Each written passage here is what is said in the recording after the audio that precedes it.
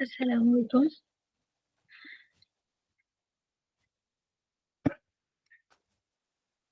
आज हम embryology start करने लगे हैं, जिसमें से बेसिकली आज हम स्टार्ट करेंगे प्री फर्टिलाइजेशन इवेंट से लेकर वीक 8 तक। उसके बाद वाले जो सारे टॉपिक्स हैं वो चूंकि सिस्टम वाइज होते हैं, तो वो हमने हर सिस्टम जब करेंगे उसके साथ साथ उसकी एम्ब्रियोलॉजी करेंगे।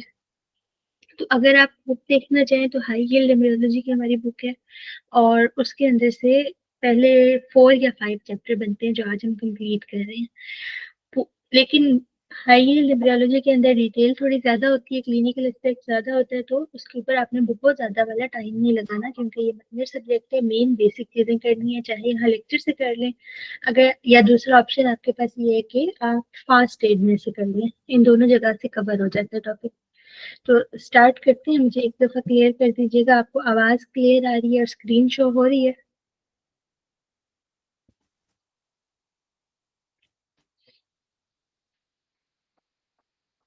अ, ये आप कर सकते हैं। वैसे high yield embryology main book है, लेकिन अगर आपके वहाँ ना डिटेल बहुत ज्यादा लिखी हुई है, क्लिनिकल एस्पेक्ट और इस टाइम में जो सिंड्रोम्स होते हैं वो सब कुछ जो पेपर में इतने नहीं आते, तो उसके ऊपर टाइम ज्यादा लग जाता है।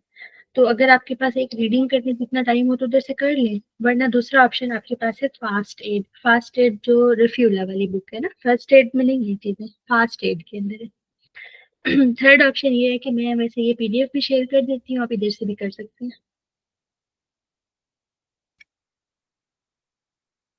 ठीक है, मुझे स्क्रीन का बता दीजिएगा, आपको क्लियर शो हो रही है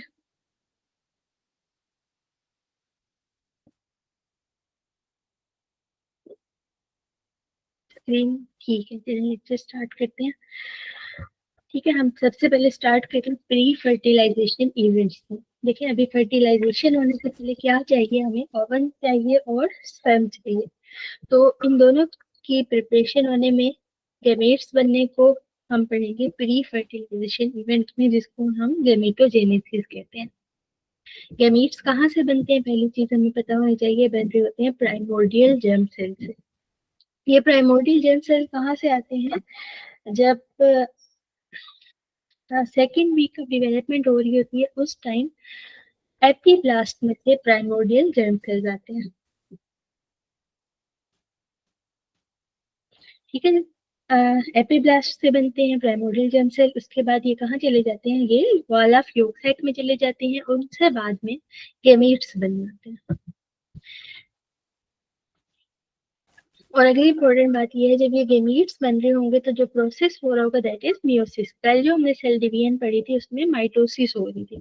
गैमेटोजेनेसिस के अंदर हमारे पास मियोसिस हो रही होती है। मेल के अंदर स्पर्मेटोजेनेसिस, फीमेल के अंदर ओजेनेसिस। मियोसिस में हमें पता है टोटली 2 सेल डिवीजन होती है, मियोसिस 1 एंड 2।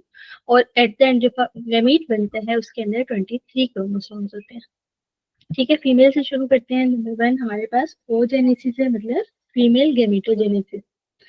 जो प्राइमोर्डियल जर्म सेल्स थे, एग्जैक्ट वही से स्टार्ट अगर लें, तो प्राइमोर्डियल जर्म सेल्स कहाँ गए थे? अभी मैंने आपको कहा वॉल ऑफ योक सेल। उसके बाद ये वीक 6 के ऊपर चले जाते हैं ओवरी में। अब जब ये ओवरी में जाते हैं तो वहां पे इन्होंने क्या करना होता है? म्यूसिस 1 स्टार्ट हो जाती है। ठीक है, वहां जब ये ओवरी में गए हैं तो वहां पे डिफ्रेंशिएट होकर ओगोनिया बन गए हुए हैं। ओगोनिया से अब अगला स्टेप क्या होना है कि म्यूसिस 1 स्टार्ट हो जानी है। जब म्यूसिस 1 स्टार्ट हुई है तो प्राइमरी ओवोसाइट बन गया। जो इम्पोर्टेंट चीज आपको याद रखनी है वो आपको ये याद रखनी है कि जो प्राइमरी ओवोसाइट है वो डोमिनेंट हो जाता है इन प्रोफेज ऑफ म्यूसिस 1। इस ये हम सभी पढ़ रहे हैं, इसको अगर क्लियर करना चाहिए। हमारा फर्स्ट एड के अंदर जो रिप्रोडक्शन वाला चैप्टर है, ये स्पर्मेटोजेनेसिस और ओजेनेसिस हम वहीं से करेंगे, दोनों चीजें। ठीक है, तो पहली बात क्या याद रखनी है कि जब म्यूसिस 1 में एंटर होकर प्राइमरी ओसाइट बन गया, प्राइमरी ओसाइट 5th मंथ के अंदर बन गया। प्रो फेज ऑफ म्यूसिस 1 के अंदर ये डॉर्मेंट रहा। उसके बाद क्या होना है? कब तक डॉर्मेंट रहेगा? जब तक प्यूबर्टी नहीं अचीव होती। और प्यूबर्टी के टाइम भी एक स्पेसिफिक जो प्राइमरी ओसाइट बना था उसकी ग्रेड सेल्स की लेयर होती है, प्राइमरी फोलिकल की फॉर्म में होता है, वो अपनी फर्स्ट डिवीजन म्यूसिस 1 को कंप्लीट करेगा। उसके बाद सेकेंडरी ओसाइट या फर्स्ट पोलर बॉडी बन जाएगी। सेम तब तक ये रहेगा। सेकेंडरी ओसाइट म्योसिस 2 में एंटर होता है और उसके बाद ओव्यूलेशन तक ये अरेस्ट रहता है। ठीक है, सॉरी, ओव्यूलेशन के टाइम एंटर होता है म्योसिस 2 में और उसके बाद फर्टिलाइजेशन तक ये अरेस्ट रहता है। ये दो चीजें आपने याद रखनी है। और किस फेज के अंदर रहता है? मेटाफेज के अंदर। ठीक है, प्रोफेज 1 में, मेटाफेज ऑफ 2 के अंदर जो इसकी अरेस्ट होना है। ये चीजें बहुत इंपॉर्टेंट है, दोनों पेपर में आपके क्वेश्चन है। फर्टिलाइजेशन के बाद क्या होता है? फर्टिलाइजेशन के टाइम जो म्योसिस 2 थी वो कंप्लीट होती है। जब म्योसिस 2 कंप्लीट होती है तो at the end mature oocyte और सेकंड पोलर बॉडी बनती है। एक समरी थी, इसको डिटेल से देखते हैं यहाँ पे। ठीक है, फर्स्ट एड के अंदर रिप्रोडक्शन वाले चैप्टर में लिखी हुई है चीजें। ओजेनेसिस में देखें, प्राइमरी ओसाइट ने फीटल लाइफ के अंदर ही म्योसिस 1 स्टार्ट कर दिया, लेकिन वो म्योसिस 1 जो है वो कंप्लीट कब होती है? जब ओव्यूलेशन का टाइम होता है। ओव्यूलेशन से जरा सा पहले, चंद आवर्स पहले होती है।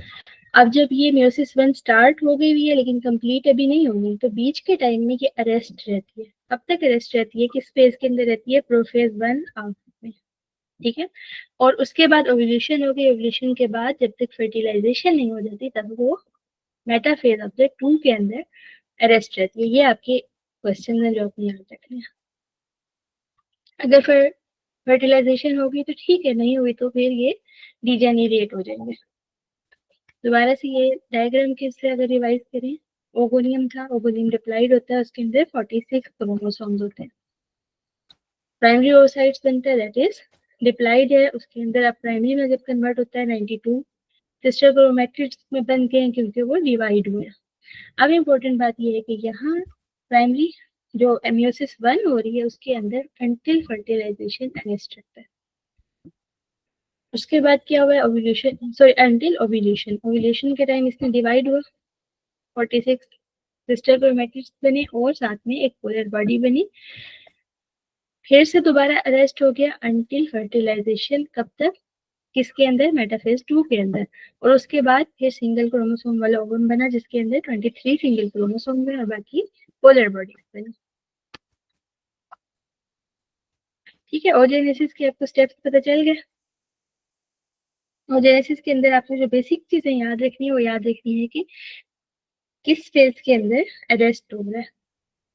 दूसरे के ऊपर अगर हमें स्पर्मेटोजेनेसिस जो मेल में हो रही है, ठीक है, ये भी फर्स्ट एड के अंदर से ही कर रहे हैं। फर्स्ट एड के अंदर पहली इंपॉर्टेंट चीज क्या है? डिफरेंस देखें। फीमेल के अंदर स्टार्ट हो गई थी म्योसिस डिवीजन काफी पहले, इन्फेंसी में। मेल में प्यूबर्टी के टाइम स्टार्ट होगी सबसे पहली चेंज। ठीक है, स्टार्ट कब होगी? प्यूबर्टी के टाइम, और फुल डेवलपमेंट होते होते यहाँ तक पहुंचते इसे 2 मंथ्स लगते हैं। ये इंपॉर्टेंट बात है। वो कहाँ पे रही होती है? सेमिनिफरस ट्यूब्यूल्स के अंदर। ये आपका अगला इंपॉर्टेंट क्वेश्चन है। इससे एट द एंड क्या बनता है? स्पर्मेटिड बनता है। स्पर्मेटिड के अंदर स्पर्मियोजेनेसिस होती है। स्पर्मियोजेनेसिस का क्या मतलब है? स्ट्रक्चरल चेंजेस आती हैं जिसके बाद मैच्योर स्पर्म बनता है। तो स्ट्रक्चरल चेंजेस क्या क्या हो सकती हैं? साइटोप्लाज्म के जो कंटेंट्स होते हैं वो लॉस होते हैं। एक्रोसोमल कैप बनती है, डिस्क कैप। जब ये बन जाती है, साथ ही अपनी स्पेसिफिक एक शेप अटेन करता है जिसको हम कहते हैं मैच्योर स्पर्म या मैच्योर स्पर्मेटोजोन बन गया है। बाकी टेल मोबिलिटी रिलेटेड हमें मतलब फर्टिलिटी के केस, इनफर्टिलिटी के केस के अंदर हमें मिल सकता है कि टेल मोबाइल नहीं है। टेल मोबाइल नहीं होगी तो जो स्पर्म है वो अचीव नहीं कर सकेगा, ओवम को जाके फर्टिलाइज नहीं कर सक रहा होता। किस केस में होता है ये? सिलियरी डिस्काइनेसिस या कार्टिजेनियस सिंड्रोम के अंदर टेल मोबाइल नहीं होती तो पेशेंट को इनफर्टाइल होता है। सिस्टिक फाइब्रोसिस के केस में भी इनफर्टाइल होता है लेकिन टेल मोबाइल होती है। सिस्टिक फाइब्रोसिस में मसला कहाँ पर होता है? वेस्ट डिफरेंस के अंदर होता है। ठीक है, डिटेल्स देखते हैं। डिटेल से स्टार्ट कहाँ से हुआ है? स्पर्मेटोगोनियम से। प्राइमोर्डियल जर्म सेल से, प्राइमोर्डियल जर्म सेल से स्पर्मेटोगोनियम बना जिसके अंदर 46 सिंगल क्रोमोसोम्स थे। ब्लड टेस्टिस बैरियर था जब primary. At the time of puberty change आनी शुरू हुई। प्यूबर्टी के टाइम सबसे पहले क्या होता है कि प्राइमरी स्पर्मेटोसाइट्स बनते हैं, म्योसिस 1 कंप्लीट होती है। सेकेंडरी वाले बनेंगे स्पर्मेटोसाइट्स। ठीक है, फर्स्ट म्यूटिक डिवीजन के बाद प्राइमरी सेकेंडरी बनेंगे और सेकेंडरी के बाद क्या होता है कि सेकेंड म्योसिस 2 कंप्लीट होगी, उसके बाद 4 स्पर्म्स बनेंगे जो स्पर्मेटिड्स की फॉर्म में होंगे, जिसके अंदर स्ट्रक्चरल चेंज आएगी, हमने देखनी कौन कौन सी आती है। और फिर क्या होता है कि मैच्योर स्पर्मेटोजोन बनता है जिसने फर्टिलाइज कन्वर्ट होता है। ठीक है, ये दोनों क्लियर हैं चीजें। गैमेटोजेनेसिस आपका पेपर वाइज इंपॉर्टेंट चीज है। सही हो गया। अगला स्टेप क्या होगा? फर्टिलाइजेशन होगी।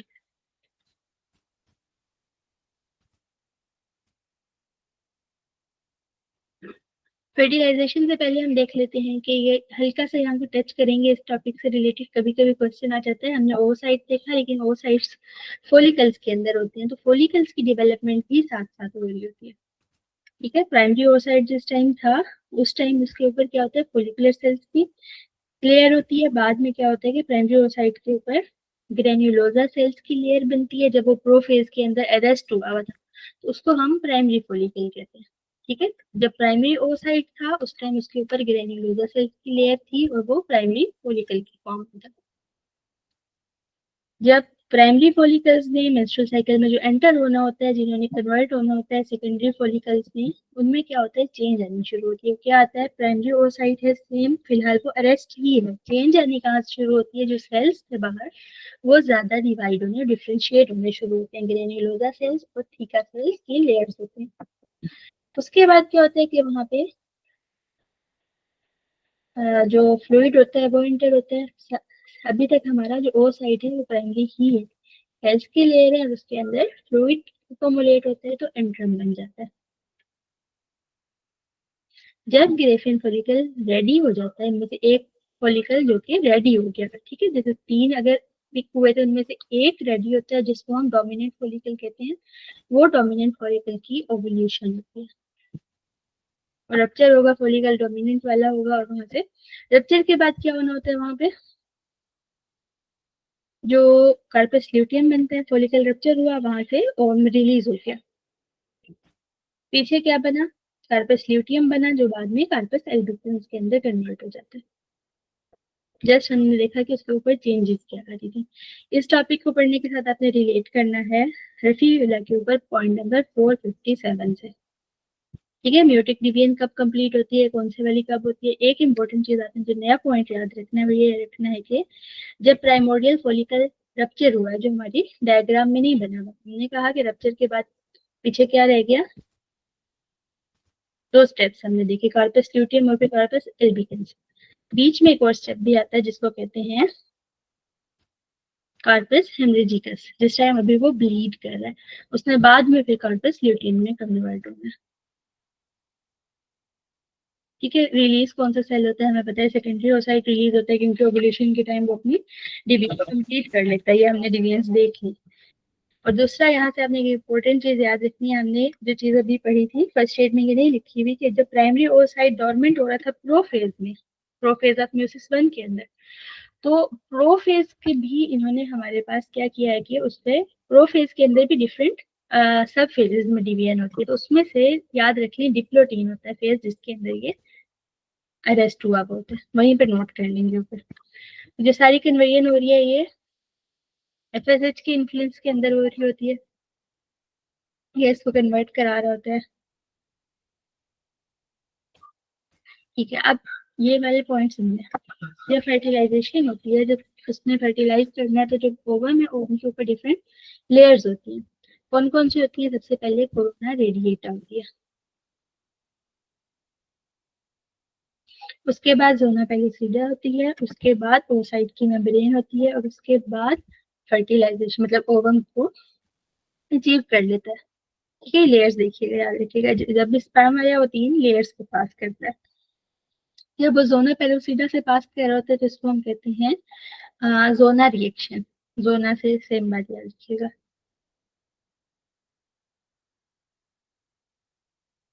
जिस टाइम वो कोरोना रेडिएटर से पास कर रहा होता है उस टाइम भी 2 रिएक्शंस होते हैं जिनको कहते हैं हम, एक होता है कैपेसिटेशन। कैपेसिटेशन में क्या होता है कि स्पर्मेटोजोम के हेड के ऊपर, स्पर्म के ऊपर डिफरेंट सेमिनल फ्लूइड वगैरह की लेयर होती है, प्लाज्मा प्रोटीन की, वो लेयर्स रिमूव होती हैं जिसे हम कहते हैं कैपेसिटेशन। उसके बाद होता है एक्रोसोम रिएक्शन। जो हमने अभी कहा था कि मेच्योर स्पर्म होता है उसके ऊपर एक्रोसोम बनता है। एक्रोसोम क्या करता है, इसी कोरोना रेडिएटा को परफोरेट करके एंटर होता है। तो अगर आपसे क्वेश्चन आ जाए कि कोरोना रेडिएटा को परफोरेट कौन करता है, तो एक्रोसोम करता है, और वो एक्रोसोमल रिएक्शन इसको कहते हैं। बाकी हेड ऑफ स्पर्म के ऊपर फर्टिलिन होती है, फर्टिलिन प्रोटीन है, वो क्या करती है, एडहेरेंस के काम आती है। एक्रोसिन जो होती है वो कर रही होती है एक्रोसोमल रिएक्शन के अंदर काम कर रही होती है।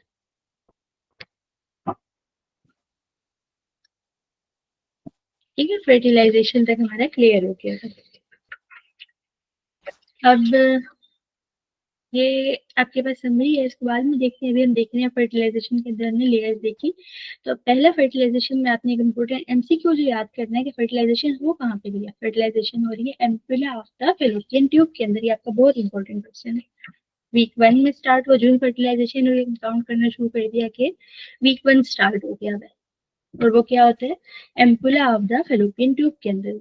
ये आपकी एज अ होल पूरी समरी है। डे 0 के ऊपर आपकी फर्टिलाइजेशन हुई, डे 1 के ऊपर डिवीजन शुरू हुई, second third fourth day, fifth day के ऊपर ब्लास्टोसिस्ट बना, मरूला बना, और 6 to 10 डे के ऊपर जाके इम्प्लांटेशन होती है। ये अब आपका इंपॉर्टेंट क्वेश्चन है। इम्प्लांटेशन कब होती है, डे 6 to 10 के दरमियान। और फिर उसके बाद चेंजेस आनी शुरू होती हैं, योग सेक बनती है, एमनियोटिक फ्लूइड बनता है, सारी हम अभी डिटेल पढ़ेंगे। ये समरी एक दफा याद कर लीजिएगा या रीड कर लीजिएगा, यहाँ से कभी कभी क्वेश्चन आ जाते हैं। इसको हम करते हैं हम 2 मिनट की ब्रेक लेने लगे हैं, सॉरी। 8:20 हो रहे हैं, 8:22 पे फिर स्टार्ट करते हैं।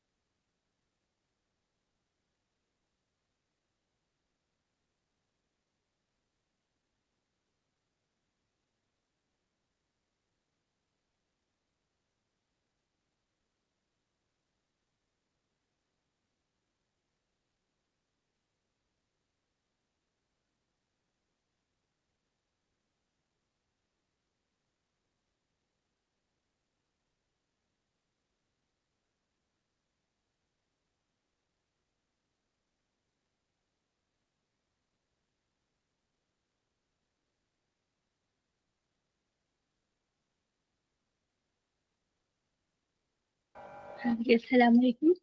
ये जो टेबल है ना, ये आपके डिफरेंट एमसीक्यूज पॉइंट है जिनको हम डिटेल से देखेंगे, लेकिन टेबल क्रिएटेड फॉर्म के अंदर है, तो इसको एक दफा रीड कर लेते हैं। देखिए वीक 1 के अंदर क्या क्या चेंज आती है, ब्लास्टोसिस्ट बना है, ब्लास्टोसिस्ट बनने के बाद इम्प्लांटेशन होनी है, कब हो रही थी, डे 6 से 10 के दरमियान, और इस टाइम एचसीजी की सिक्रीशन शुरू हो जाती है। ठीक है, ये 6 वीक आपने 6 डे याद रखना है। वीक 2 के अंदर क्या होता है कि देखिए 2 है ना, तो 2 लेयर्स बनेगी, बाइलेमिनर एम्ब्रियोनिक डिस्क बन जाती है जिसमें एपीब्लास्ट एंड हाइपोब्लास्ट होता है। वीक 3 के ऊपर 3 लेयर्स बन जाएंगी, ट्राइलेमिनर एम्ब्रियोनिक डिस्क बनेगी, जो प्रोसेस हो रहा होता है इसको हम गैस्ट्रुलेशन कहते हैं।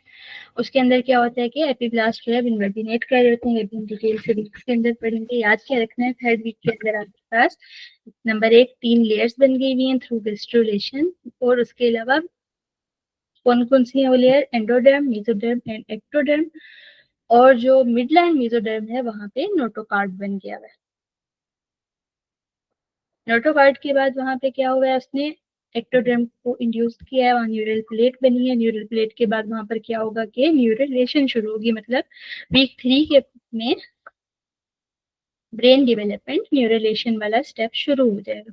वीक 4 में क्या होता है कि हार्ट की बीट शुरू हो जाती है। हार्ट के 4 चैम्बर होते हैं, तो 4th वीक के अंदर हार्ट बीट शुरू हो जाती है। ठीक है, ट्रांसविजनल अल्ट्रासाउंड के ऊपर आपको वीक 4 के ऊपर पता चल जाती है। उसके अलावा लिंक बर्ड्स भी बनती है 4th वीक के ऊपर ही। वीक 8 के अंदर जेनिटेलिया के अंदर आपको मेल और फीमेल कैरेक्टरिस्टिक्स नजर आ सकते हैं। तो ये टेबल था आपका। अब हम पढ़ने लगे हैं वीक 1। वीक 1 में हुआ क्या था, फर्टिलाइजेशन हुई, उसके अंदर अब क्लीवेज शुरू हुई। अभी तक जो चेंजेस हमने पढ़ी थी वो म्योसिस हुई थी, अब माइटोसिस हुई है। वहां पे क्लीवेज होगी, माइटोसिस होगी, ब्लास्टोला बनेगा। ब्लास्टोला के अंदर जो सेल्स होते हैं उनको हम ब्लास्टोमेयर्स कहते हैं। मतलब जो हमारे रैपिडली डिवेलप होकर नए सेल्स बन रहे हैं उनका नाम क्या है, ब्लास्टोमेयर्स है। 3 डिविजन्स हो जाने के बाद, ठीक है, कंप्लीट जब 3 डिविजन्स हो जाती हैं, जब वहां पे 16 सेल्स बन जाएंगे। लेकिन डिवाइड हो रहे हैं एक से दो, दो आगे दो दो दो होके जब पहले डिवीजन हुई फर्स्ट क्लीवेज, उसके बाद 3 और हुई, एट द एंड आपके पास 16 सेल वाली स्टेज। इस 16 सेल वाली स्टेज को हम मॉडुला कहते हैं। उससे अगला स्टेप क्या होगा, ब्लास्टोसिस्ट बनेगी। ब्लास्टोसिस्ट अभी थे ब्लास्टोमेयर, अब वहां पे कैविटी बनने लग जाएगी। ठीक है, 3 डेज के बाद जो मरुला था, अभी ये सारा स्टेप कहाँ पर चल रहा है, जब फर्टिलाइजेशन होगी फेलोपियन ट्यूब में, उसके बाद ये एंटर हो गया हुआ है आपके पेशेंट के यूट्रस के अंदर। ठीक है, 3rd डे के ऊपर मोस्टली ये चीज हो रही होती है, 3rd या 4th डे के ऊपर। और वहां पे फिर कैविटी बनी जिसको आप ब्लास्टोसिस्ट कैविटी कहते हैं। वहां पे 2 तरह के सेल के मैस होते हैं, outer and the inner. Outer is known as trophoblast, inner is embryoblast. Outer वाले ने क्या करना है, जो ट्रोफोब्लास्ट है वो प्लेसेंटा बनाएगा, इनर वाला एम्ब्रियोब्लास्ट है प्यूरिपोटेंट, और उसने फिर सारा एम्ब्रियो बना देना है।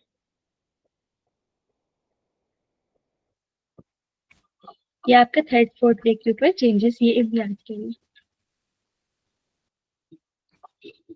इस डायग्राम के अंदर अगर देखें कैसे चेंज हुई है, नंबर 1 अनफर्टिलाइज्ड ओवम था, ओसाइट था, फर्टिलाइजेशन हुई, डिवीजन हुई, 2 सेल 4 सेल 8 सेल पहुंचा, 16 सेल पे पहुंचा से मरुला का। उसके बाद ब्लास्टोसिस्ट कब बनता है, जब ब्लास्टोसिस्ट की कैविटी जिसको ब्लास्टोसील कह रहे हैं वहां पे 70 to 100 सेल की हो जाती है लेयर। और ये कहाँ पहुंच गया हुआ है, जब ये यूट्रस के अंदर पहुंच गया हुआ है। यूट्रस के अंदर पहुंचने के बाद क्या होगा कि ब्लास्टोसिस्ट जो होती है वो इम्प्लांट कर जाती है। और इम्प्लांटेशन के बाद कब हो रही है इम्प्लांटेशन, इंपॉर्टेंट चीज, डे 6 से 10 पे। भी मैंने आपको फर्स्ट एड के अंदर से हाईलाइट करवाया। और ये अगली इंपॉर्टेंट चीज याद रखनी, कहाँ पर इम्प्लांट होता है, पोस्टीरियर सुपीरियर वॉल के अंदर,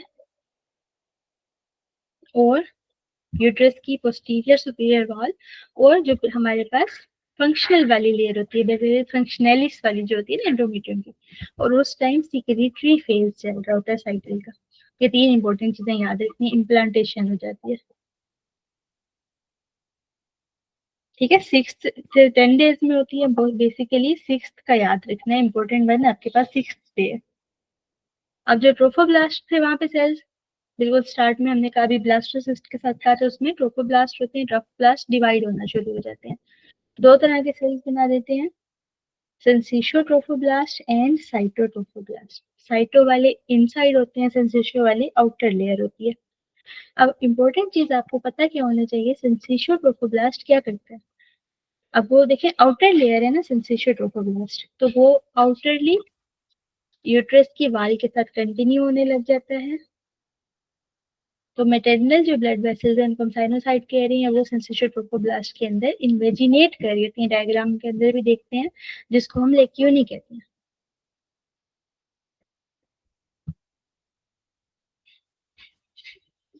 ठीक है, ये हमारे बीच में ब्लास्टोसिस्ट कैविटी है, बाहर सेल्स, सेल्स के अंदर हमारे पास syncytiotrophoblast, syncytiotrophoblast uterus की आगे ये यूट्रस की वाल के साथ अटैच हुआ है, तो यूट्रस की वाल के साथ अटैच हो रहे होते हैं, और जो ब्लड वेसल्स होती हैं वो लेक्यूनी इसके अंदर एंटर हो रही होती हैं।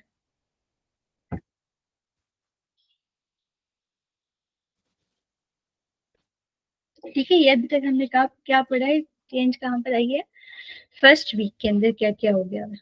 सेंसेशन ट्रोफोब्लास्ट के अंदर स्पेसीज, वहां पे मदर की जो ब्लड वेसल थी एंडोमेट्रियम की, वो उसके अंदर इन्वेड कर गई हुई है, जिनको हम लेक्यूनी कहते हैं।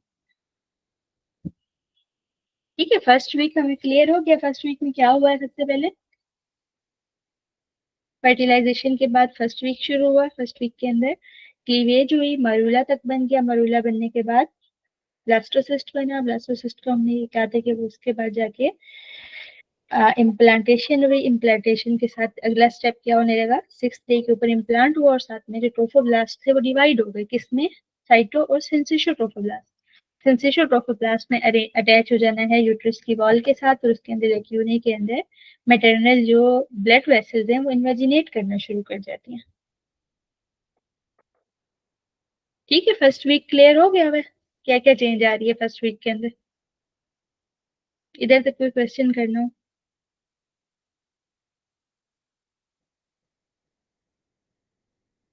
ठीक है, अब हम स्टार्ट करते हैं सेकेंड वीक।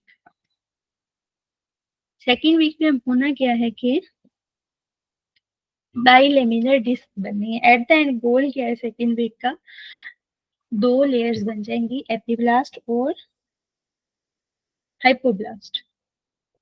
ठीक है, जो एम्ब्रियोब्लास्ट था वो डिवाइड होगा, एम्ब्रियोब्लास्ट किसमें, एपिब्लास्ट में और हाइपोब्लास्ट में, जिसको हम बाइलेमिनर डिस्क कहेंगे। ठीक है, एम्ब्रियोब्लास्ट वाले सेल्स डिवाइड हो गए दो के अंदर, एपिब्लास्ट वाले सेल्स के अंदर और हाइपोब्लास्ट वाली सेल के अंदर। ये सेकेंड वीक के अंदर आपके पास चेंज आती हुई नजर आएगी। एपिब्लास्ट के अंदर आपको कौन से सेल नजर आ रहे होते हैं, कलमनर सेल नजर आ रहे होते हैं, और जो हाइपोब्लास्ट होते हैं उसके अंदर क्यूबाइडल होते हैं, वैसे क्वेश्चन नहीं आया हुआ। ठीक है, ट्रोफोब्लास्ट हमने पहले देखे फर्स्ट वीक के बिल्कुल एंड के ऊपर डिवाइड हो गए थे, सिंसिशो ट्रोफोब्लास्ट और साइटो के अंदर जो हमारे पास दूसरी तरह के सेल्स थे एम्ब्रियोब्लास्ट, वो अब सेकंड वीक के अंदर आके फौरन डिवाइड हो गए एपिब्लास्ट और हाइपोब्लास्ट के अंदर। दूसरी चीज क्या होती है, जब ये डिवाइड हो रहे होते हैं तो यहाँ पे कैविटीज बननी शुरू हो जाती है, एमनियोटिक कैविटी बन जाती है।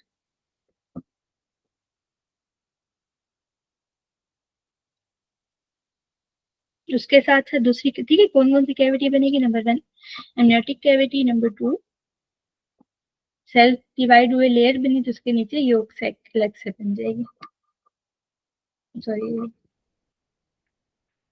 ठीक है, तो योग सैक कब बन रही है, सेकेंड वीक के अंदर ये चीजें हो रही होती हैं 8th और 9th डे के ऊपर। उसके बाद डिवीजन अभी कंटिन्यू होती रहती है, मजीद क्या डिवीजन होती है कि जो वहां पे सेल्स थे योग सेक के वो डिवाइड होते हैं, वो डिवाइड होके क्या बना देते हैं, वो एक्स्ट्रा एम्ब्रियोनिक मेसोडर्म और एक्स्ट्रा एम्ब्रियोनिक मतलब एक्स्ट्रा एम्ब्रियोनिक मेसोडर्म बनाते हैं, जो कि विजिरल और सोमैटिक में कन्वर्ट होने होते हैं। बेसिक चेंज आपने याद रखनी है, यहाँ पे क्या एपिब्लास्ट हाइपोब्लास्ट में डिवाइड हुए और एमनियोटिक कैविटी बनी, योग सैक बनी। ठीक है, अब एमनियोटिक कैविटी कहाँ पे बनी, हमने देख ली कि एपिब्लास्ट में बनी है। हाइपोब्लास्ट सेल्स क्या करते हैं, वो माइग्रेट किए, हाइपोब्लास्ट सेल माइग्रेट कर गए और उन्होंने योग सैक बना दी। दोनों सेल्स यहाँ पे फ्यूज कर रहे होते हैं, हाइपोब्लास्ट और एपिब्लास्ट वाले, वहां पे आपकी जो एक प्लेट बनती है, ये इंपॉर्टेंट बात है, जिसे प्रोकॉर्डल प्लेट कहते हैं। प्रोकॉर्डल प्लेट में बाद में पेशेंट का फ्यूचर में माउथ बनना होता है, कौन सी जगह पे, जहाँ पे हाइपोब्लास्ट और एपिब्लास्ट फ्यूज कर रहे होते हैं। ठीक है, ये वो जगह इधर मेंशन कितनी क्लियर नहीं हुई इस डायग्राम में, लेकिन उन्होंने लेबल किया है। ठीक है, अब लेयर्स बन गई थी, एपिब्लास्ट और एपिब्लास्ट में मजीद डिवीजन होनी है, डिवीजन कंटिन्यू हो रही है, एक्स्ट्रा एम्ब्रियोनिक मेसोडर्म बन जाती है। एपिब्लास्ट ने आगे क्या किया, एक्स्ट्रा एम्ब्रियोनिक मेसोडर्म बना दी है। एक्स्ट्रा एम्ब्रियोनिक मेसोडर्म फिर से दो के अंदर है, सोमैटिक और विजरल के अंदर। विजरल को आप सिप्लेक्नोप्यूरिक भी कहते हैं। सोमैटिक ने क्या बनाया, उसने कनेक्टिंग स्टाक बनाई और साथ में एमनियन को कवर किया। विजरल वाली ने, जिसको सिप्लेक्नोप्यूरिक कह रहे हैं, उसने योग सेट को कवर किया। ठीक है, ये आपकी सोमैटिक वाली है, योग सेट को, सॉरी ये आपकी है विजरल वाली, योग सेट को कवर कर रही है। बेसिकली आपको ये डिवीजन याद रखनी है।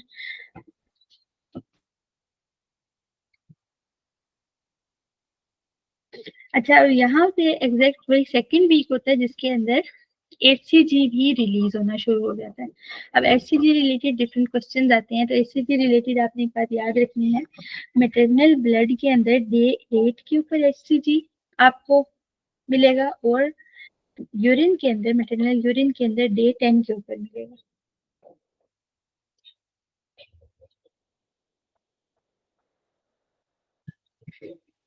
सही।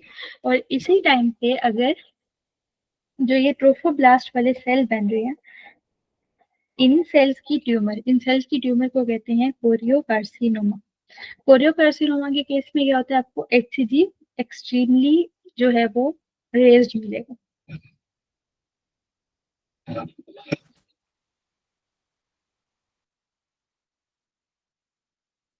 ठीक है, वीक थर्ड शुरू करें। वीक थर्ड से लेके 8 तक की हम कहते हैं एम्ब्रियोनिक पीरियड। इस पूरे पीरियड के अंदर इंपॉर्टेंट चीज क्या है, इस पीरियड के अंदर ऑल ऑर्गन सिस्टम्स बन जाते हैं। मेजर जो ऑर्गन सिस्टम है वो इसी के दौरान बनना, डेवलपमेंट स्टार्ट हो जाती है उनकी। जब एम्ब्रियोनिक पीरियड एंड होगा, मतलब 8th वीक अचीव होगा, उस टाइम आपको डिस्टिंक्ट पैटर्न नजर आता है। इससे पहले इतना डिस्टिंक्ट क्लियर पैटर्न ह्यूमन का मतलब जो अपीयरेंस होती है वो नहीं होती। 8th वीक के बाद, एम्ब्रियोनिक पीरियड के बाद क्लियर नजर आती है। तो उसमें सबसे पहले थर्ड वीक के ऊपर प्रोसेस होता है जिसको कहते हैं गेस्ट्रुलेशन। गेस्ट्रुलेशन के बाद क्या होना है, 3 लेयर्स बननी है। थर्ड वीक के अंदर हमने कहा था ट्राइलेटरल डिस्क बन जाती है, 3 डिस्क बन जाती है, 3 लेयर्स बन जाती हैं।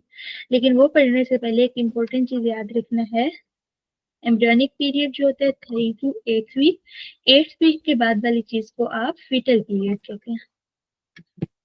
ये बात हमें बहुत इंपॉर्टेंट पता है पहले से कि जो एम्ब्रियोनिक पीरियड होता है वो टेराटोजेंस के लिए बहुत ज्यादा सेंसिटिव होता है। ये आपको इंपॉर्टेंट चीज याद रखनी है। आप गेस्टेशनल एज कैसे कैलकुलेट करते हैं, आप एम्ब्रियोनिक एज कैसे कैलकुलेट करते हैं। गेस्टेशनल एज कैलकुलेट करने के लिए आपने LMP से, फर्स्ट डे ऑफ LMP से फर्स्ट जो आपके पास पेशेंट की डेट मेंशन की होगी वहां तक कैलकुलेट करना होता है। एम्ब्रियोनिक एज के लिए आपने कब से करना होता है, LMP के 14th डे बाद से करना होता है। ठीक है, ये इंपॉर्टेंट डिफरेंस याद रखिएगा। आपके पास जो भी डेट आ जाए आपने उसके 14th डे के बाद से शुरू करना होता है। अब गेस्ट्रुलेशन के केस में होता क्या, ये है रिफी में पॉइंट 449 के ऊपर ये चीजें, इसको हाईलाइट कर लीजिएगा। ठीक है, अब गेस्ट्रुलेशन हुई थर्ड वीक में। हमें पता है गोल क्या है, गोल ये है कि 2 लेयर्स हैं, वहां से 3 लेयर्स बन जाए। 3 लेयर्स कौन सी बननी होती है हमें ये बात पता है, अभी नहीं पता। एक्टोडर्म, एंडोडर्म और मेसोडर्म बन जाए। अभी तक हमारे पास क्या बनी हुई है, हमारे पास एपीब्लास्ट और हाइपोब्लास्ट बनी हुई है, उनके अंदर प्रोसेस हुआ गेस्ट्रुलेशन, 3 लेयर्स बन गई। अब इस टाइम क्या मेन चीज ये हुई है, इसके साथ साथ बॉडी के एक्सिस भी बन जाते हैं जो मेच्योर एडल्ट के अंदर होते हैं।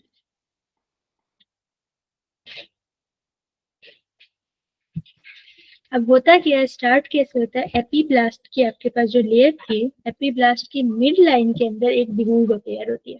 ठीक है, दिस इज आपकी एपीब्लास्ट की लेयर, इसकी बिल्कुल मिड लाइन में एक ग्रूव सी बनेगी, उसको क्या कहेंगे हम, प्रिमिटिव स्ट्रीक। अब प्रिमिटिव स्ट्रीक है, इसके इसके कॉर्डल वाला जो एंड होगा उसके ऊपर प्रिमिटिव नोड होता है। प्रिमिटिव नोड के अंदर प्रिमिटिव पिट होती है। ठीक है, 3 चीजें याद रखनी है। जो सेल्स हैं वो इधर से माइग्रेट होके प्रिमिटिव पिट के अंदर आ रहे होते हैं। कैसे आ रहे होते हैं आगे चल के देखते हैं। अभी तक हमारे पास जो 2 लेयर्स हैं वो इस तरह में नजर आ रही होती हैं। दिस इज हाइपोब्लास्ट की लेयर, दिस इज एपीब्लास्ट की लेयर, और ये एमनियोटिक कैविटी है। बाहर ट्रोफोब्लास्ट है, उसके बाद एंडोमेट्रियम वगैरह है। थर्ड वीक स्टार्ट हुआ, चेंज यानी क्या स्टार्ट हुई, एपीब्लास्ट की लेयर के बिल्कुल मिड के अंदर प्रिमिटिव स्ट्रीक बनी है, उसके अंदर प्रिमिटिव नोड बना, उसके अंदर पिट होती है, वहां पे सेल्स माइग्रेट करके अंदर आना शुरू हो जाते हैं और इस तरह करके 3 लेयर्स बन जाते हैं। ठीक है, अब कौन सी लेयर थी जो पहले से थी वहां पे लेयर जो एपी वाली थी, वहां पे एक्टोडर्म बन जाती है। यहाँ से देखें, सेल डिफरेंशिएट हुए प्रिमिटिव स्ट्रीक वाले, वहां पे माइग्रेट किए, वो क्या बनाते हैं, मिडिल मेसोडर्मल लेयर बनाते हैं, और हाइपोब्लास्ट जो सेल्स थे वो एंडोडर्मल लेयर बनाते हैं, और जो एपीब्लास्ट थे वो एक्टोडर्मल लेयर बना देते हैं। तो जो 2 लेयर थी वहां पे 3 लेयर्स बन गई हैं। ठीक है, ये आपकी अब एक्टोडर्म बन गई है, जो सेल्स आ रहे हैं माइग्रेट करके वो मेसोडर्म बन गए हुए हैं, और जो यहाँ वाली हाइपो वाली लेयर थी वो एंडोमेटर्मल हो गई है। तो आपकी लेयर्स 2 से 3 बन गई। उसके बाद क्या होगा, जब 3 लेयर्स बन गई हैं, वो 3 लेयर्स में आगे से मजीद डिवाइड होके मजीद डेरिवेटिव बनाने, और ये डेरिवेटिव आपके पेपर वाइज बहुत इंपॉर्टेंट है। एक्टोडर्म में क्या करना होता है, उसने न्यूरो एक्टोडर्म में डिवाइड होना होता है, और उसमें डिवाइड होना होता है न्यूरल क्रस्ट सेल्स के अंदर। एंडोडर्म इंटैक्ट रहती है, मेसोडर्म में फिर से डिवाइड हो जाना होता है पैरेक्सियल मेसोडर्म के अंदर। पैरेक्सियल मेसोडर्म क्या करती है, सोमाइट्स बनाती है। सोमाइट के 35 पेयर होते हैं, वो के आगे से डिवाइड होते हैं स्क्लेरोटोम, मायोटोम और डेर्माटोम। पैरेक्सियल मेसोडर्म डिवाइड हुई, इसके अलावा इंटरमीडिएट मेसोडर्म, ये याद रख लीजिएगा, यूरोजेनिटल सिस्टम का हम पूरी डिटेल पढ़ेंगे, उसमें देखिएगा सारा कुछ कहाँ से बन रहा होगा, मोस्टली चीजें इंटरमीडिएट मेसोडर्म से। उसके बाद क्या होती है, लेटरल प्लेट मेसोडर्म बनती है, लेटरल मेसोडर्म बनती है, जिसके अंदर फिर से 2 लेयर होती हैं, सोमैटिक एंड स्प्लेंक्निक। ठीक है, तो अब इस टाइम क्या हुआ, 3 लेयर्स बन गई हैं, अब उन लेयर्स से आगे डिवीजन हो रही है। तो आगे जो चीजें बननी है ना, ये आपको अब याद करनी है। ठीक है, जो चीज आपको होता है कि निमोनिक पे रट्टा लगाना है, समझने वाली चीजें कम होती हैं इसके अंदर, और यहाँ से क्वेश्चन आते हैं। ठीक है, 16 डे के ऊपर आपके पास एक्टोडर्म, मेसोडर्म, एंडोडर्म बनी हुई है। 19 के अंदर फिर चेंज आई, एक्टोडर्म से न्यूरल ग्रूव बनी, न्यूरल क्रस्ट सेल्स बन गए, नोटोकॉर्ड बन गया है, बीच में न्यूरल फोल्ड हुआ है, न्यूरल क्रस्ट बनी, न्यूरल ट्यूब बन के, न्यूरल ट्यूब से फिर आगे नर्व टिश्यू बनेगा, ब्रेन की डेवलपमेंट होगी। अभी हमें क्या पता है, एक्टोडर्म डिवाइड हुई, एक्टोडर्म किन 3 चीजों में हुई, सरफेस एक्टोडर्म में, न्यूरल ट्यूब में, न्यूरल क्रेस्ट के अंदर। अब ये टेबल आपको यहाँ से याद हो जाए, यहाँ पे आपके पास कुछ नेमोनिक्स लिखे हुए हैं, यहाँ से ना हो सक रहा हो तो रेफ्यूला के अंदर टेबल है 461। एक जगह से इसको अच्छा से करना है, क्योंकि यहाँ से बहुत ज्यादा क्वेश्चन आते हैं। ठीक है, अब जो सरफेस एक्टोडर्म में आप इसको थोड़ा सा याद आप इस तरह रख सकते हैं कि सरफेस है, तो ये सरफेस वाली चीजें बनाएगी, थोड़ा सा माइंड में अगर रखें। एपिडर्मिस ये बनाएगी, ये एडिनो हाइपोफिसिस बनाएगी रेथिकिस पाउच के थ्रू। रेथिकिस का क्वेश्चन आता है, रेथिकिस पाउच कहाँ से बनता है, कि सरफेस एक्टोडर्म से। आई का लेंस बनाएगी, एपिथेलियल लाइनिंग ओरल कैविटी की, सेंसरी ऑर्गन एयर का, olfactory epithelium anal canal below the pectinate line जैसे बनती है, और जो आपके पेरोटिड सर्टन मेमोरी ग्लैंड होते हैं, ये सब कहाँ से, सरफेस एक्टोडर्म से। न्यूरल ट्यूब है, तो वो न्यूरल वाला ब्रेन बनाएगी, ब्रेन के अंदर से इतनी सारी चीजें, साथ रेटिना और साथ में स्पाइनल कार्ड, सीएनएस रिलेटेड वाली चीजें। न्यूरल क्रेस्ट सेल है, न्यूरल क्रेस्ट सेल है ना, तो वो पेरिफेरल नर्वस सिस्टम बनाएंगे। उसके साथ साथ दूसरी चीजें क्या क्या बनाते हैं, एंटेरोक्रोमेटिन सेल्स यहीं से बनते हैं, मेलेनोसाइट्स, ओडेंटोब्लास्ट, पीएनएस का आपका इंपॉर्टेंट क्वेश्चन आता है, एड्रिनल मेडुला का क्वेश्चन बहुत दफा आता है, Schwann cells, spiral membrane, endocardial question यहाँ से बनते हैं, स्कल की बोन यहाँ से बनती है। ठीक है, न्यूरल जो क्रस्ट सेल है, यहाँ से आपने पेरिफेरल नर्वस सिस्टम को बिल्कुल नहीं भूलना, एड्रिनल मेडुला को नहीं भूलना, मेलेनोसाइट्स का क्वेश्चन आया हुआ है, ये 3 चीजों का बहुत ज्यादा। न्यूरल ट्यूब में से देखें, ब्रेन, स्पाइनल कार्ड तो क्लियर कट पता चल जाता है।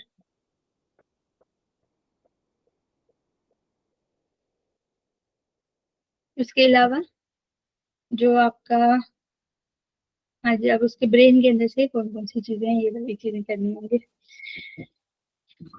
मेसोडर्म के अंदर भी हमने डिविजन्स देख ली थी किस तरह होती हैं, लेकिन अगर हम डिविजन्स के बगैर देखें तो क्वेश्चन में अब चूंकि सोमाइट्स यहाँ से बन रहे थे ना, हमसे फिर मसल्स यहीं से बन रहे हैं, बोन्स बन रही हैं, कनेक्टिव टिश्यू बन रही हैं, सीरस लाइनिंग बॉडी की, स्प्लीन यहाँ से बनती है, कार्डियोवास्कुलर सिस्टम, ब्लड, लिम्फेटिक्स, गट ट्यूब की वॉल है, प्रोक्सिमल वेजाइना, ये क्वेश्चन आता है प्रोक्सिमल वेजाइना का, एड्रीनल कार्टेक्स का।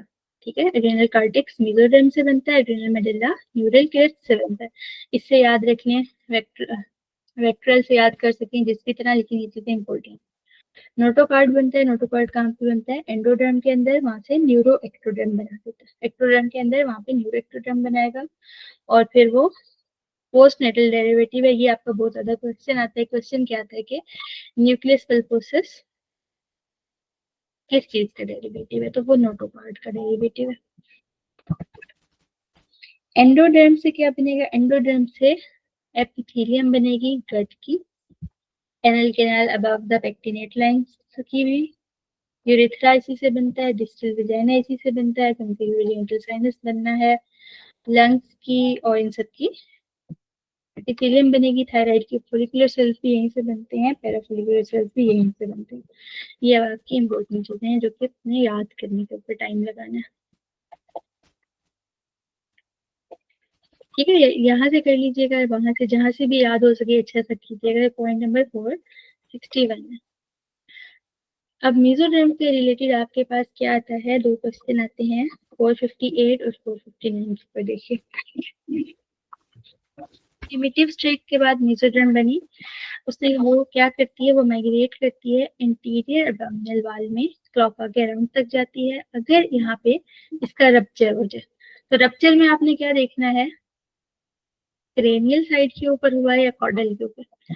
इन केस क्रेनियली हुआ है, अभी तक बॉडी की रोटेशन नहीं हुई, तो रोटेशन से पहले क्रेनियली हो रहा है, तो मतलब जिस टाइम प्रिमिटिव स्ट्रीक वाला काम हो रहा है, मेसोडर्म वाला हो रहा है, तो एक्टोपिक एनल ओपनिंग बन जाएगी।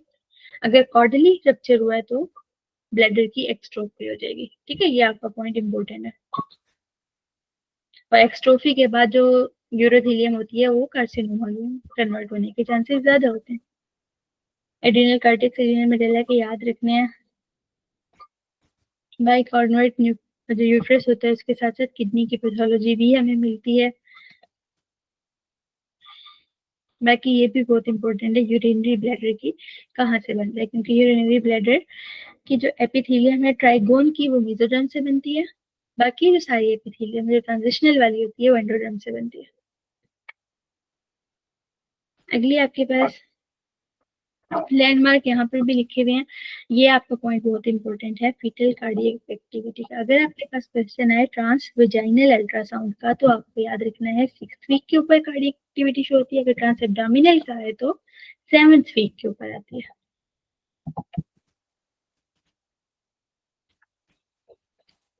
यहाँ तक बताइए कि ये याद कर लेंगे, ये आज ही करके सोना है, क्योंकि ये पेपर वाइज बहुत इंपॉर्टेंट है। ये वो टॉपिक है जो कि आएंगे, तो वाला हाईलाइट रखना है और इसको पेपर तक बार बार रिवाइज करना है, क्योंकि ये ऐसे नहीं याद होता कि आप अभी बैठ के रट्टा लगाएंगे पेपर में आपको याद हो जाएगा। रिवीजन की है ऐसी चीजों के लिए ना, जस्ट इसको रोजाना या वीक में 2 दिन रख लें, 3 दिन रख लें, इस टाइप वाले उसके लिए आपने उठाना है। इस टाइप की काफी चीजें आएंगी, डिफरेंशियल आर्चेस के आएंगे, डेरिवेटिव, इनको उठाना है, रीड कर देना है, फिर आगे चले जाना है।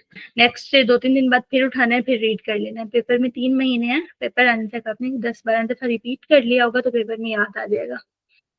ठीक है, ये याद हो जाएंगे। करने का मेथड यही होगा, लेकिन इनमें से कुछ समझना, ऐसी चीजें जो होती है ना, मैं ये बात कहती हूँ पहले भी, बहुत सारे लोग ना कहेंगे कि पार्ट 1 के एग्जाम में ना कंसेप्ट काम आता है, कंसेप्ट आता है, बहुत ज्यादा आता है, लेकिन पार्ट 1 में बहुत सारी चीजें हैं जहाँ पे रट्टा काम आता है। इस टाइप वाले डेरिवेटिव्स वाली जो चीजें होती हैं, और इसके अलावा आप नोट करेंगे 2 ऑप्शन बिल्कुल ठीक मिलेंगे आपको बहुत सारी जगहों के ऊपर। दोनों ऑप्शन फर्स्ट एड में लिखे हुए होंगे, आपने उनमें से किसको पिक करना है। ये वो चीजें होती हैं जहाँ रट्टा काम आता है, और रट्टा आप उस तरह नहीं लगता जैसे मैट्रिक एफएससी में लग जाया करता था ना। अब बहुत ज्यादा नॉलेज होता है, जस्ट रिवीजन की होती है। मेरा जो मेथड है वो ये कि अपनी एक last day revision notes personal बनाएं। बुक्स लेने का लास्ट डे वाली या किसी और के बने हुए होने का फायदा नहीं होता। जो आपने खुद हाथ से लिखी होगी ना चीज, स्टिकी नोट के ऊपर लिख के दीवार पे लगाई हो, बुक पे लगाई हो, वो चीज रिवाइज भी होती है, वो चीज याद भी रहती है। ठीक है, आगे चलते हैं।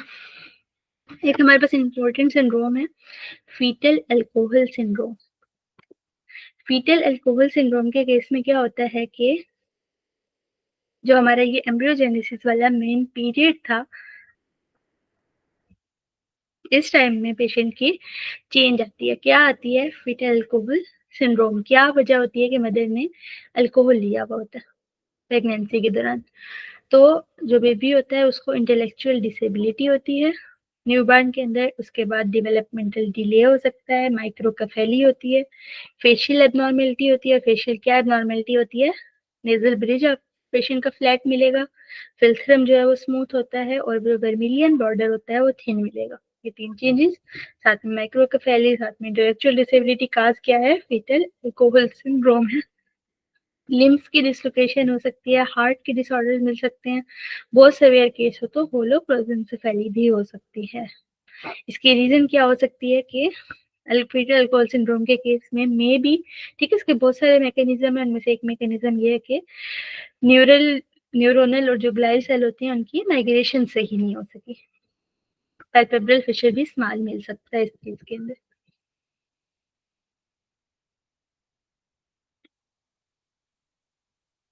ठीक है, बाकी हमने 3 से 8 वीक में से मेनली अभी हमने थर्ड वीक वाली ही चीजें पढ़ी हैं, क्योंकि जो बाकी चीजें हो रही हैं, फॉर एग्जांपल फोर्थ वीक के अंदर क्या होता है कि फ्रेंजियल आर्चीज वगैरह बनती हैं, हार्ट की डेवलपमेंट शुरू होती है। फिफ्थ वीक के अंदर होता है कि हेड की डेवलपमेंट, ब्रेन की डेवलपमेंट शुरू हो रही होती है,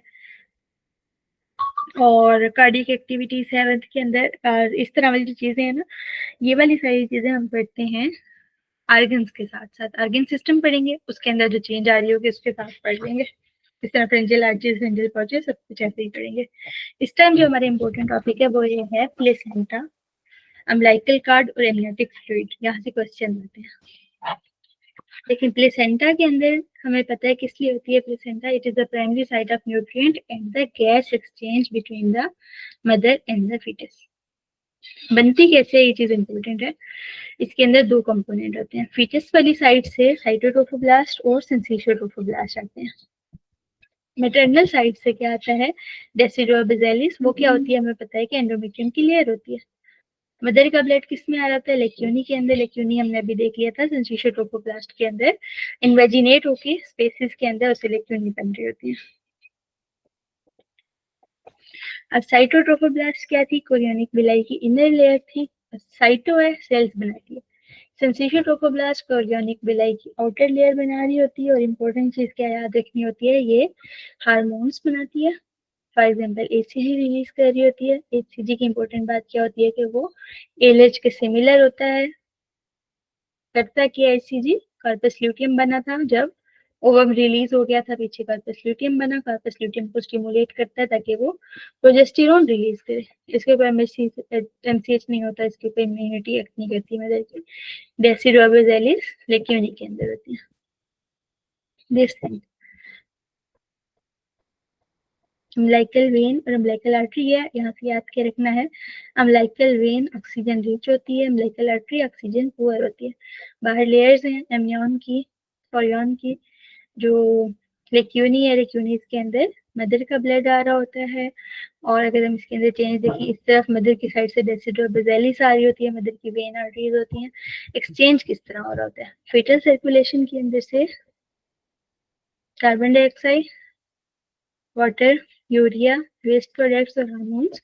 मदर की तरफ से सारे जो इम्पोर्टेंट चीजें, oxygen, H2O2, electrolytes, nutrients, hormones, IgGs मिल रही होती हैं, ड्रग्स मिल रही होती हैं, वायरसेस भी आ सकते हैं, एक्सचेंज हो सकते हैं। ठीक है, प्लेसेंटा जो है नंबर वन एक्सचेंज का काम कर रहा है। इसके अलावा प्लेसेंटा एक और काम क्या करता है? Placenta as a endocrine active organ के तौर पे काम करता है। ये इंपॉर्टेंट चीज याद रखिएगा। जैसे यहाँ पे देखें क्या सीक्रेट करे हार्मोन्स, कौन कौन से? नंबर वन एचसीजी इंपॉर्टेंट है। इसके अलावा ये एक और नोट कर लीजिएगा, एचपीएल होता है, ह्यूमन प्लेसेंटल लैक्टोजन, वो भी रिलीज करता है। सही है, सेम बातें जो हमने पढ़ ली हुई हैं वही लिखी हुई हैं। जो फीटल कंपोनेंट अभी हमने पढ़ा उसके अंदर क्या थे, साइटोट्रोफोब्लास्ट और सिंसिशियोट्रोफोब्लास्ट, उसको हम कोरियन फर्नेंडोजम भी कहते हैं। और अर्ली प्रेगनेंसी के अंदर, सॉरी, जो लेट प्रेगनेंसी है उसके अंदर एसीजी कहाँ से प्रोड्यूस हो रहा है, सिंसिशियोट्रोफोब्लास्ट एंड फीटल एपिथेलियम से, एंडोथेलियम से। प्लेसेंटा बैरियर के तौर पे काम करता है, मैटरनल फीटल ब्लड को मिक्स नहीं होने देता।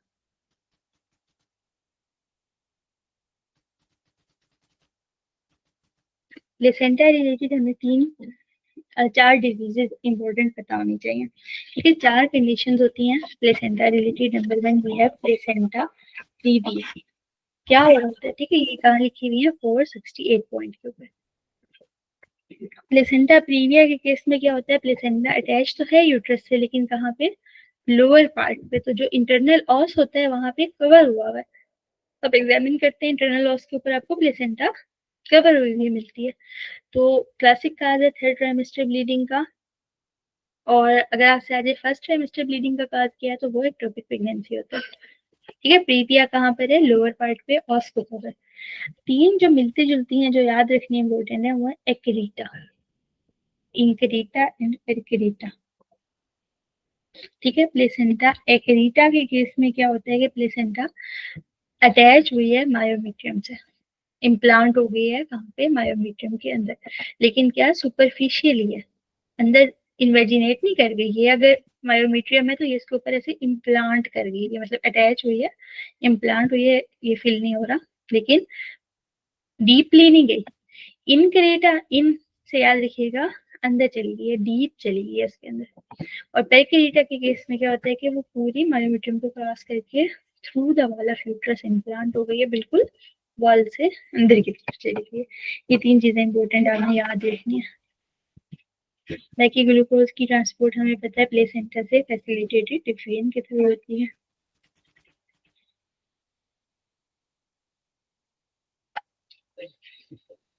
अगली चीज, व्हाट इज एमनियोटिक फ्लूइड, कहाँ से बनता है। नंबर 1 फीटल यूरिन से बनता है। नंबर 2 मेनली वहीं से, उसके अलावा फीटल लंग लिक्विड से भी बनता है। क्लियर कैसे होता है, मेनली फीटल सॉल्विंग की वजह से होता है और इंट्रामेम्ब्रेनस एब्जॉर्प्शन की वजह से ये क्लियर होता है, ठीक है। यहाँ से देखिए इंट्रामेम्ब्रेनस एब्जॉर्प्शन भी है और दूसरा स्वॉलो भी कर रहा होता है, यूरिन से रिलीज कर रहा है, बन रहा है, और स्वॉलो कर रहा है। दूसरा लंग का फ्लूइड भी एक्सपेल हो रहा होता है, यहाँ पे फ्लूइड बना रहा होता है।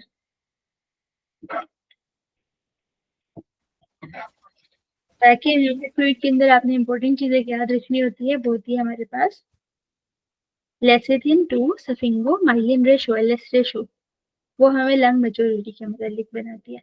अब पता क्या है, 2 डिजीजेस से रिलेटेड, डिक्रीज होगी तो ओलिगोहाइड्रोमियाज है, अगर एमनियोटिक फ्लूइड ज्यादा होगा तो पॉलीहाइड्रोमियाज है। ओलिगो कब कहते हैं, यहाँ लिखा है 2 लीटर, वैसे हम कब लेते हैं, जब ये लेट प्रेगनेंसी में पेशेंट हमारे पास आई है और उसका 400 ml से कम है।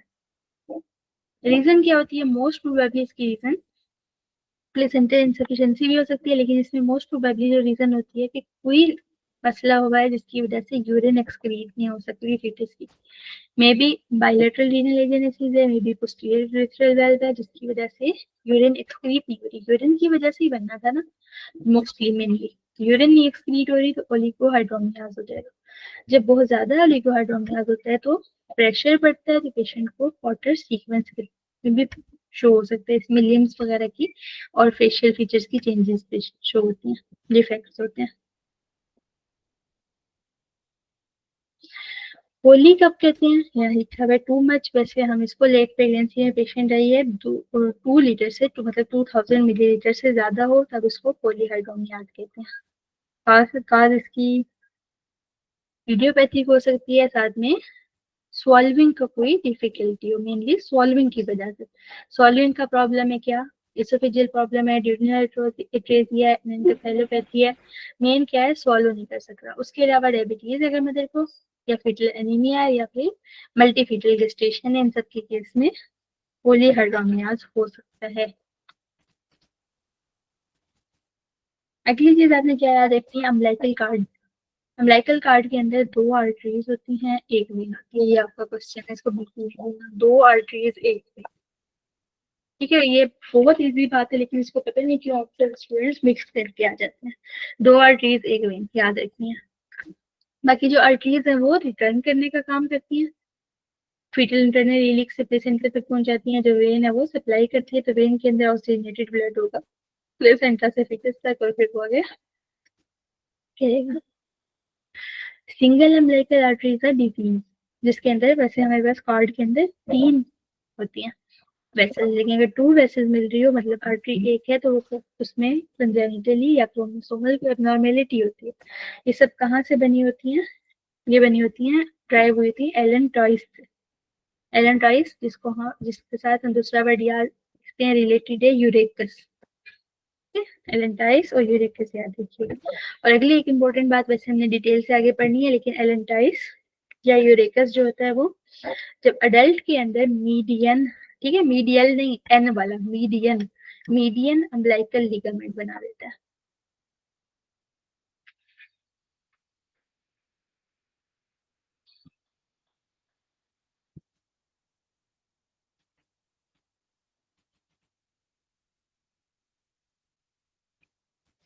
यहाँ पे देखिए राइट लेफ्ट अम्बिलिकल आर्टरी है, डिऑक्सीनेटेड है। अगली चीज याद रखिए, एक जो हमने कहा था ऑक्सीजन सेचुरेशन ज्यादा होती है, कितनी 80% होती है, तो हाईएस्ट ऑक्सीजन सेचुरेशन यूनिट के अंदर अम्बिलिकल वेन के अंदर ही होती है। दूसरी चीज ये अब आपने यही से याद रखनी है कि डॉपलर के ऊपर आपको अम्बिलिकल आर्टरी के अंदर फ्लो या पल्सेशन 7 to 8 वीक के अंदर मिल जाती है। तो अगर 7 इकट्ठे ऑप्शन मौजूद हो, रेंज हो तो 7 to 8, रेंज ना हो तो 7 वीक याद रखना है।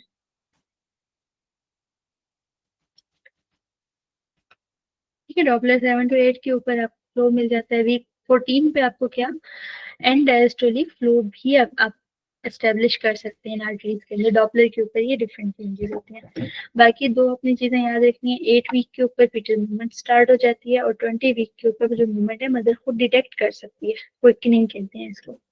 यहाँ से रिलेटेड जब हमने amniotic फ्लूइड पढ़ा है, इसका क्लिनिकली एक एस्पेक्ट याद रख लें। जो amniotic फ्लूइड होता है उसके अंदर हम अल्फा फीटोप्रोटीन मेजर करते हैं। ठीक है, amniotic फ्लूइड में भी करते हैं, मदर के सीरम में भी करते हैं। क्यों करते हैं? इससे हमें इम्पोर्टेंट स्क्रीनिंग मिल जाती है। स्क्रीनिंग किस किस चीज की मिल जाती है हमें? अगर एएफपी ज्यादा मिले, उसका मतलब है कि न्यूरल ट्यूब डिफेक्ट है, मोस्ट प्रोबेबली कोई ना कोई न्यूरल ट्यूब डिफेक्ट है। उसके अलावा दूसरी चीजों में भी होता है, ड्यूडेनल एट्रेजिया में भी हो सकता है, लेकिन न्यूरल ट्यूब डिफेक्ट इसका क्लियर करते हैं।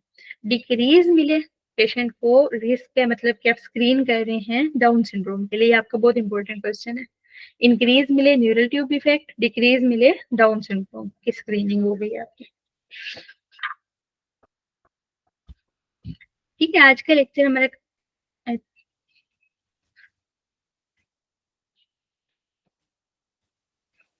हाँ जी कंप्लीट हो गया है। आज से छोटा चैप्टर था, कल से हम इंशाल्लाह एब्डोमेन स्टार्ट करेंगे, तो शायद थोड़ा सा लंबा भी लेक्चर जाएगा। और बताइएगा इससे रिलेटेड कोई क्वेश्चन करने हो? आज का थोड़ा सा याद करने वाली चीजें हैं, रिवाइज जरूर कीजिएगा। एमब्रियो के लिए बाद में जो माइनर होते हैं इनके लिए बाद में ज्यादा टाइम नहीं मिलता, तो इनको अभी अभी क्लियर करके अपने रिवीजन के नोट्स बना के रिवीजन वाली चीजें इकट्ठे करके ना फिर आगे चलिएगा, इनके एमसीक्यू कंप्लीट कर लें। क्योंकि एंड को जब हम कर रहे होते हैं, फिर हम जब सिस्टम शुरू कर देते हैं ना, तो फिर हम उसी में रह जाते हैं। मुझे बताइएगा जैसे कोई क्वेश्चन करना हो आज के चैप्टर में।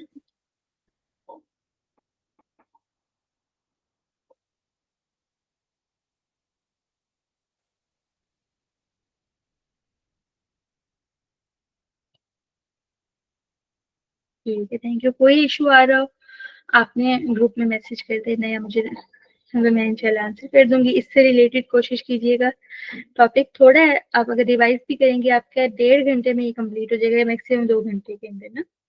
और इसमें फिर आपने ये करना है कि इसके एमसीक्यूज भी साथ साथ प्रैक्टिस करनी है। एमसीक्यू जब कर रहे हो आपने एक काम ये करना है कि एमसीक्यू करते हुए आपने ये काम करना है कि थ्योरी करने के बाद जब आप एमसीक्यू कर रहे होंगे ना, बहुत सारे क्वेश्चन होंगे जो कि आप रीड करेंगे आपको आंसर आते जाएंगे।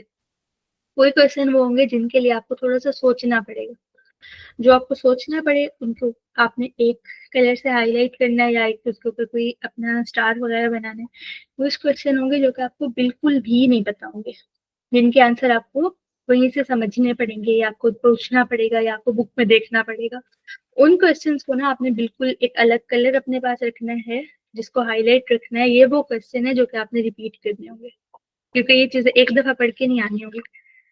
ठीक है, उनको जरूर कीजिएगा, वरना एंड पे चीजें बहुत ज्यादा पाइल अप हो जाती हैं। अभी टाइम आपके पास आराम से है, कोशिश करें साथ साथ करते जाएं।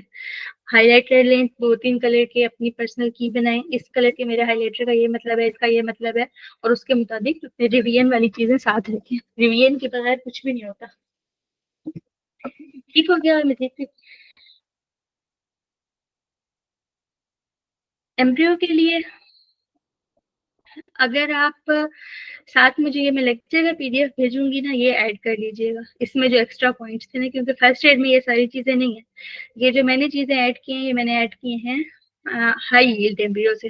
हाई यील्ड को ये बात है कि आइडियली तो पूरी पढ़ लेनी चाहिए, लेकिन हाई यील्ड के अंदर ना बहुत एक्स्ट्रा चीजें मौजूद हैं, टाइम जाया करवाती है उनको, उसमें ना क्लिनिकली बहुत ज्यादा चीजें दी गई हैं। तो या तो ये कर लें जो मैंने पीडीएफ भेज रही हूँ, या दूसरा ऑप्शन ये है कि आप फर्स्ट एड वाले रफी वाले टॉपिक्स जो इसमें ऐड किए हुए हैं, इसके अलावा आप वो करें, फास्ट एड से कर लें। जो रफी वाला की फास्ट एड है वो उधर से हो सकता है।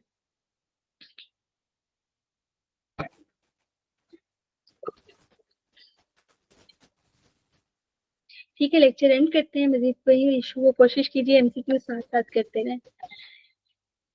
ठीक है जी, थैंक यू सो मच।